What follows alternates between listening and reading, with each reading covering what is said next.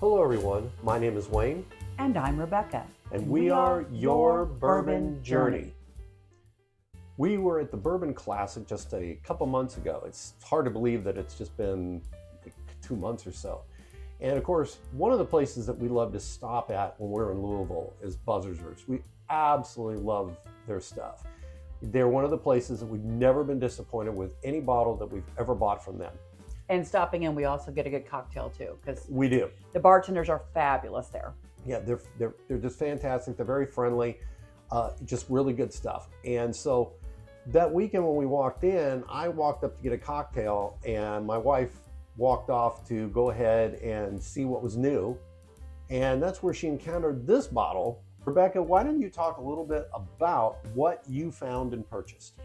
Yeah, I'm pretty excited about it. If you know us at all, we love a bottle with a good story.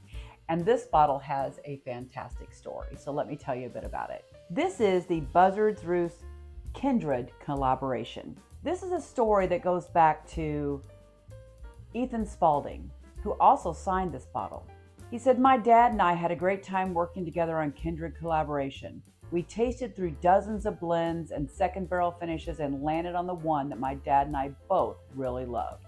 So he and his dad put their magic touch on this 5-year-old double oaked bourbon that has a mash bill of 75% corn, 21% rye, and 4% malted barley. It also went through secondary aging in a Buzzard's Roost proprietary barrel chosen by Ethan and Chad for the flavor profile they liked the best. This combination of a 5-year-old bourbon with this mash bill and this Buzzard's Roost specially toasted wave-stave barrel has never been done before. This particular spirit was sourced from Ross and Squibb, but it was then aged and finished by Buzzard's Roost Spirits. While there's no age statement, the press release did indicate it was 5 years old. The proof is 105, and it was released in October of 2024. As Wayne indicated, we bought it in February during the Bourbon Classic weekend, and we got it at the MSRP of $65 there at Buzzard's Roost. I think that's a pretty cool story that he's a cooperage expert. Ethan was getting his feet wet really at Buzzard's Roost when he was able to do a lot of things there, and that they have that lineage with Steve Nally, which we love and respect Steve Nally, and I have not met Ethan, but I have to think he's got the personality of his granddad. Yeah. Now he signed this bottle, right? This was He a did. signed bottle that Yes. that we purchased there. Mm-hmm. And believe me, I've been looking forward to trying this one. And when my wife poured it about 30 minutes ago or so, I was sitting over in the corner and I could smell it. Yeah. And I was like, okay, this is going to be good. It's gonna be good. Well, let's check out what it looks like. It's got some nice, I would say kind of a light mahogany color, because it's got some brown notes to it. I'm doing my SLB Kurt massage of the glass. Well, without massaging it, I'm getting some legs on the glass. So Well, I must it's be already forming. well, I'm a terrible masseuse because I haven't gotten anything yet. But I can see that the line is Oh, yeah. formed. And it's like a gonna pretty happen. light brown. So it's Mhm. got those mahogany tones. It's a little more than being, it's not really amber because it doesn't have a lot of reddish notes to it. It's more of the mahogany family, but I call it a medium mahogany. And I can see the legs on your glass. Mm-hmm. Let's check out the nose. Yep. Oh, that smells really yummy. Mm-hmm. I know that's highly descriptive. But you can tell it has this extra special barrel with it. I'm getting something that I normally don't get. And you're going to die when I say this. For whatever reason, I'm getting dates. Ah! And normally I don't get dates, but this is a very sweet on the nose bourbon. Yeah, and I normally get dates on the palate. I don't know that I ever get it on the nose. And it's usually for a very old bourbon. When we know this one's at least 5 years old. It's got some nice sweet notes, but it does have some barrel notes coming forward. Baby brown sugar. Mm-hmm. The legs are pretty. I'm ready to jump into it. Well, I was ready 30 minutes ago. Cheers to Ethan and Chad and Buzzard's Roost. Cheers.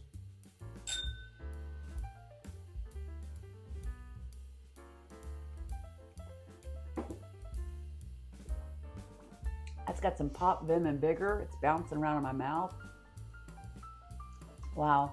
You can tell that it's a toasted barrel. Mm-hmm. I'm getting the barrel notes in it. I'm getting brown sugar in it. I'm getting a lot of enjoyment in this. I'm getting some hints of marshmallow. I could see that with the toastiness. Yeah. Mm-hmm. And I haven't got, we drink a lot of toasted stuff, and sometimes you get it and sometimes you don't, but I feel like this one's got a little bit of that going on. I've also got some cinnamon, and it's almost like the candy cinnamon more than the baking spice. And Buzzard's Roost, once again, like I said before, I'm never disappointed, but they do have a very similar profile. For myself, whenever I've tasted their juice, I always get the toasted barrel in it. But it never overpowers. It lets you know that the process of what they do is there. I've always enjoyed their stuff. And I recall when they came to visit the Evansville Bourbon Society, a big part of their talk was discussing, these specialized chars that they did. Mm-hmm. I mean, very specific toasting methods, very specific.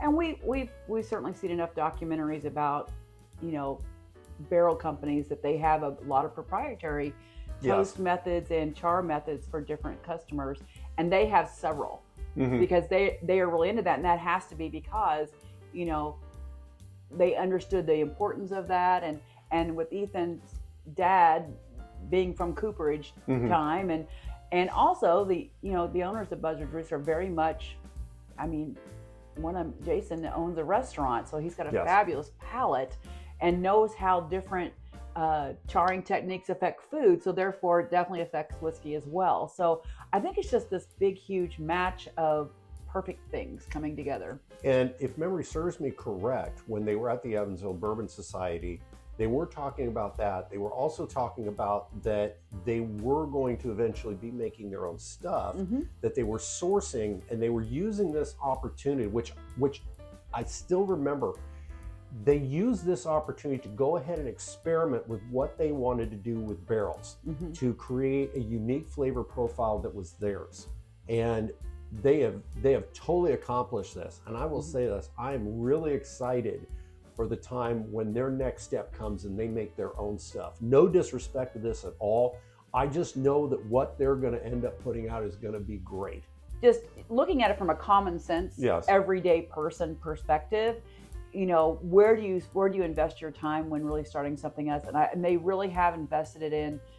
And MGP makes some great distillate, and they have some terrific mash bills. So they have the advantage of playing with the various mash bills, which ones they kind of gravitate toward, and then spending a lot of their money and time really coming up with these proprietary charring factors on the barrels, which will always be there. So I think it's really wise. Again, we're not experts. We don't work in the industry. It's just kind of logic when you think about it. So back to we haven't talked about the finish. Let's take another sip and talk about the finish. Of course, we'll still talk about the palate because it's going over my tongue right now and I'm liking it. It's got these sweet notes that are terrific. You do feel the wood on the mid to back part of your palate. I get leather. I get tobacco. Yeah, on the finish. I get happy right now. Yeah, the finish is very much leather and tobacco, and it's got a little bit of light cinnamon happening too to get some specks. I'm not getting a lot of pepper, but I am getting cinnamon on the finish. That's my spicy note, I think. It's very good. I'm not sure where I would rank it, looking over, because we do have a few. I'm not sure where I'd rank it. Once again, I just go back to the fact, if I look over there, there's not one that I think that's kind of okay. Yeah, we do have quite a bit of Buzzard's Roost, and again, this is a $65 bottle. Yes, that's another point. This is a fantastic pour for $65. I think I would consider that a high value pour. Yes, absolutely. For the price, yes. Because $65, you can buy in today's market. It's hard to get you can get some bargain stuff, but something of this something that's elevated like this with the special charring and everything, and it's at least 5 years old that we know of, that's a really good price point. Oh, I agree. Which is why I bought 2 that day. I don't know if you remember that. I do. We also got that day, we have not cracked it either, They had a special single barrel release for the New Orleans Bourbon Festival. Okay. And so we've not yet opened that. Those are the two things we got that day because we knew they were probably going to be gone by the next time we were in Louisville. So Let me explain, because we ended up having a box and we ended up having lunch and we walked 5 blocks where I was carrying a box and a bag and I was carrying stuff in a bag too. Oh, you were, and, and it was a very, suffice to say, we got a pretty decent amount. And, well, we had picked up the 2 10-years from Michter's. Mm-hmm. And then I think it was four bottles we had gotten at Bardstown. Yes. And then we got 3 bottles at Buzzard's Roost. Yes. Yeah. So I think that's what we had. And we had to get it back to our hotel, which was, and we also got, I also got a bad back. So anyway, I helped. No, you did. You did. Anyway, cheers to Buzzard's Roost once again.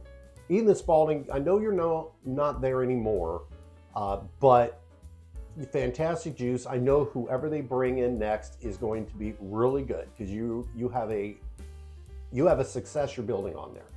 Cheers, great Buzzard's team, Roost. all a great team there. Absolutely. Cheers to Buzzard's Roost.